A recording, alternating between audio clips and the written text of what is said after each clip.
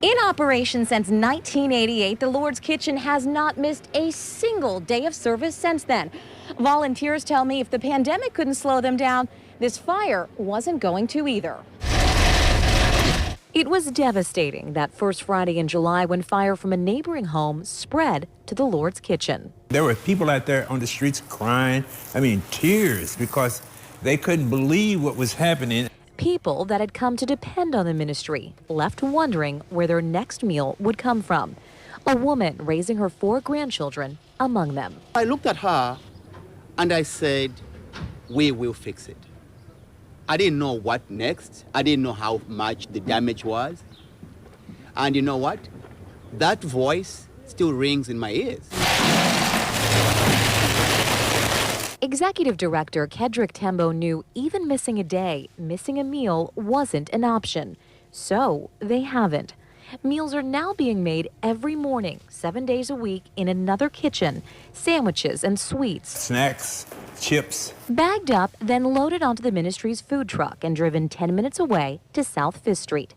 And that, Pastor Vance Shelton, who has been a part of the ministry for 20 years, says is the best part. When they see you pull up, they're just like, praise the Lord, thank you. I'm here every day, and this is the only meal most of us get, so it's a real blessing. The meals go fast. On this day, and in a matter of minutes, 60 sack lunches are gone. Thank you. Meanwhile, work continues so that the Lord's Kitchen can soon be reopened.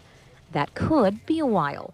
But the executive director says not having their own kitchen won't change their mission. I can proudly say we are not planning to miss a meal. We'll never miss a meal. We've not missed a meal. And we'll keep feeding. Whatever it takes. Lauren Adams, WLKY News. The Lord's Kitchen did have insurance, but they're not sure just how much it will cover. The mission is completely funded by donations. If you would like to help, there's a link online, or you can find it using the free WLKY mobile app. New tonight, it was one of the deadliest nightclub fires in U.S. history, and it's been 43 years since the Beverly Hills Supper Club fire in northern Kentucky. Now a developer wants to build on the site.